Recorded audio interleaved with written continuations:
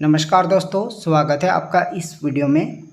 आज की इस वीडियो में प्यारे बच्चों हम लोग पढ़ेंगे कक्षा 9 गणित प्रश्नावली 2.4 का प्रश्न नंबर 9।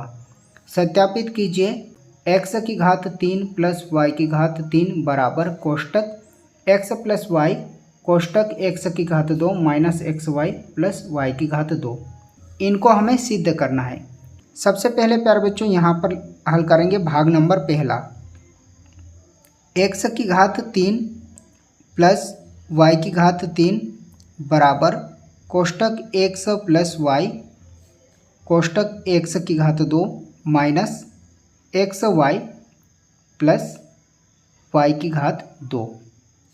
सबसे पहले यहाँ पर लिखेंगे हम हल।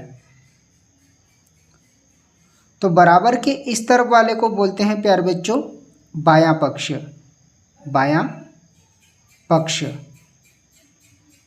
और बराबर के इस तरफ वाले को बोलते हैं दायां पक्ष, दायां पक्ष।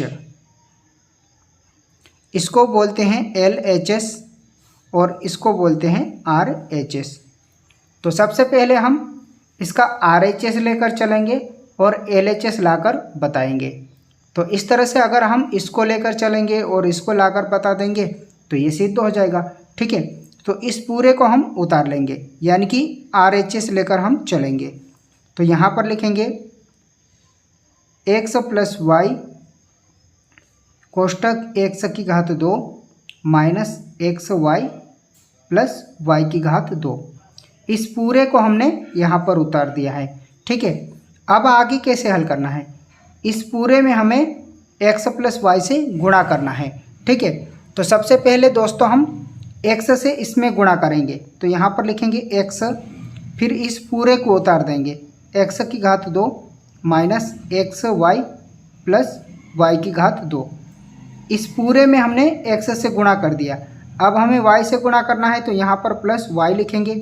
ठीक है, प्लस क्या लिखेंगे, y लिखेंगे और इस पूरे को उतार देंगे कोष्टक x की घात 2 माइनस xy प्लस y की घात 2। ठीक है, अब x का इसके अंदर गुणा करेंगे, यानी कि पूरे कोष्टक में हम x से गुणा करेंगे। तो x का x से गुणा करेंगे, x की घात 3 हो जाएगा। अब ये कैसे होता है, अगर आपको नहीं समझ में आता हो तो आपको घातांक के नियम पता होना चाहिए। ठीक है, पहले मैं आपको घातांक का 2 नियम बता देता हूँ, जिससे आपको ये प्रश्न अच्छे से समझ में आ जाएगा। ठीक है, जिसे a की घात m गुणा a की घात n है, आधार सेम है, नीचे वाली संख्या आधार कहलाती है। ठीक है, ये क्या कहलाती हैं, आधार कहलाती हैं। तो जब भी आधार सेम होता है और गुणा में होता है तो घातें जुड़ जाती हैं। यहाँ पर a है, यहाँ पर भी a है, इसका मतलब आधार सेम है, गुणा में है तो घातें जुड़ गई, मतलब a की घात m प्लस n हो जाएगा। जैसे कि मान लीजिए x की घात 2 गुणा x की घात 3 होता, तो आधार सेम है और गुणा में है तो घातें जुड़ जाएगी, यानी कि x की घात 2 प्लस 3 बराबर x की घात कितना हो जाता, 5 हो जाता। ठीक है, ठीक उसी तरह से आपको ध्यान रखना है कि x का x से गुणा करेंगे तो इसकी घात कुछ ना है, तो यहाँ पर भी 1 है और यहाँ पर भी 1 होती है, लेकिन लिखते नहीं। तो x का x से गुणा करते हैं तो x की घात कितना हो जाता है, 2 हो जाता है। ठीक उसी तरह से अगर आधार अलग अलग हो, जैसे a गुणा b, तो इनका सीधे गुणा कर देते हैं, a b हो जाता। जैसे x गुणा y होता तो यहाँ पर हो जाता x y हो जाता। ठीक है, इस तरह से 2 चीज़ें आपको ध्यान रखनी है और इसे हल करना है तो आसानी से हल कर लेंगे। तो हमने x का x की घात 2 से गुणा किया तो x की घात 3 हो जाएगा, क्योंकि इसकी घात कुछ ना लिखा है, इसका मतलब भी यहाँ पर 1 है, तो इसका और इसका गुणा किया तो x की घात 3 हो गया। अब x का माइनस xy से गुणा करेंगे, x का xy से गुणा करेंगे। ठीक है, तो x का x से गुणा करेंगे तो x की घात 2 बन जाएगा और y वैसा की वैसा। ठीक है, और एक चीज़ ध्यान रखनी है, जब भी प्लस का और माइनस का गुणा करते हैं तो माइनस आता है। ठीक है, प्लस का और माइनस का गुणा करने पर माइनस आता है, चाहे माइनस आगे हो या फिर प्लस पीछे हो। एक माइनस का और एक प्लस का होता है तो गुणा करने पर माइनस होता है। तो हमने एक्स से गुणा किया तो यहाँ पर हो जाएगा एक्स की घात 2 और वाई वैसा की वैसा। ये प्लस का है और ये माइनस का है तो यहाँ पर क्या आ जाएगा, माइनस आ जाएगा। ठीक है, अब एक्स का वाई की घात 2 से गुणा करेंगे तो यहाँ पर क्या हो जाएगा बेटा, एक्स वाई की घात 2 हो जाएगा, क्योंकि इनका आधार अलग अलग है तो इनका आधार अलग अलग है। अब की बार इनकी घातें नहीं जुड़ेगी। ठीक है, एक्स का वाई की घात 2 से गुणा होगा तो एक्स वाई की घात 2 बनेगा। ठीक उसी तरह से यहाँ पर भी हमें गुणा करना है। यहाँ पर प्लस है तो प्लस लिखेंगे, y का x की घात 2 से गुणा करेंगे तो x की घात 2 y, फिर y का माइनस एक्स वाई से गुणा करेंगे, y का माइनस एक्स वाई से गुणा करेंगे। ठीक है, तो यहाँ पर हो जाएगा y का y से गुणा करेंगे तो x y की घात 2 बन जाएगा, और प्लस और माइनस का गुणा करते हैं तो माइनस आता है, तो यहाँ पर आ जाएगा माइनस एक्स वाई की घात 2। y का y की घात 2 से गुणा करेंगे तो y की घात कितना हो जाएगा, 3 हो जाएगा, क्योंकि इसकी घात 1 और इसकी घात 2 मिलकर कितने हो गए, y की घात 3 हो गया। अब यहाँ तक करने के बाद हमारा सवाल बहुत आसान हो गया। अब जो कटता है उसे काट लेते हैं। माइनस एक्स की घात 2y से प्लस एक्स की घात 2y कट जाएगा, माइनस से प्लस वाला कट जाएगा, ये प्लस से ये माइनस वाला कट जाएगा, तो क्या बच जाएगा दोस्तों, एक्स की घात 3 प्लस वाई की घात 3, और यही हमें सिद्ध करना था। तो इस तरह से दोस्तों हमने RHS लेकर चला। ठीक है, RHS लेकर चला और LHS आ गया, इसका मतलब यह सिद्ध हुआ। क्या हुआ, सिद्ध हुआ। तो यहाँ पर लिख देंगे अतः यह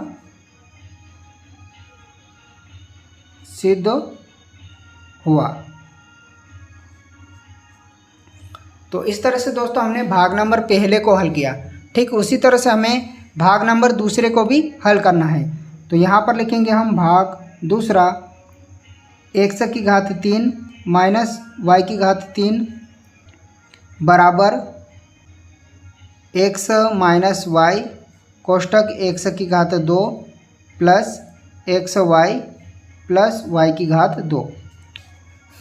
सबसे पहले प्यारे बच्चों यहाँ पर लिखेंगे हल, और इसका दायां पक्ष लेकर चलेंगे, यानी कि RHS लेकर चलेंगे। ठीक है, तो RHS यहाँ पर लिखेंगे RHS कोष्टक एक्स माइनस वाई कोष्टक एक्स की घात 2 plus x y plus y की घात 2। फिर इसमें हम एक्स से भी गुणा कर देंगे और वाई से भी गुणा कर देंगे। तो पहले एक्स से गुणा करते हैं, यहाँ पर लिखेंगे एक्स और इस पूरे पद को उतार देंगे, एक्स की घात 2 plus x y plus y की घात 2। फिर माइनस वाई से गुणा करेंगे तो यहाँ पर माइनस वाई, फिर इस पूरे पद को उतार देंगे, एक्स की घात 2 plus x y plus y की घात 2। एक्स का एक्स से गुणा करेंगे तो एक्स की घात 3 बनेगा, प्लस एक्स का एक्स से गुणा होगा तो एक्स की घात 2y, और एक्स का y की घात 2 से गुणा करेंगे तो एक्स y की घात 2 बनेगा। माइनस और प्लस का गुणा करेंगे तो यहाँ पर आएगा माइनस, इसका इससे गुणा करेंगे तो एक्स की घात 2y, और माइनस और प्लस का गुणा करेंगे तो माइनस आएगा, और इसका इससे गुणा करेंगे तो y की घात 2 हो जाएगा। ठीक है, एक्स y की घात 2, माइनस और प्लस का गुणा करेंगे तो माइनस आएगा, और y का y की घात 2 से गुणा करेंगे तो y की घात 3 हो जाएगा, क्योंकि इसकी घात 1 और इसकी घात 2, आधार सेम है, गुणा में है तो घातें जुड़ जाएगी। अब जो कटता है उसको काट लेंगे, माइनस वाले से ये प्लस वाला कट गया, माइनस वाले से ये प्लस वाला कट गया, और कटने के बाद क्या बच गया दोस्तों, एक्स की घात 3 माइनस वाई की घात 3, और यही हमें लाना था LHS। और अतः यहाँ पर लिख देंगे अतः यह सिद्ध हुआ।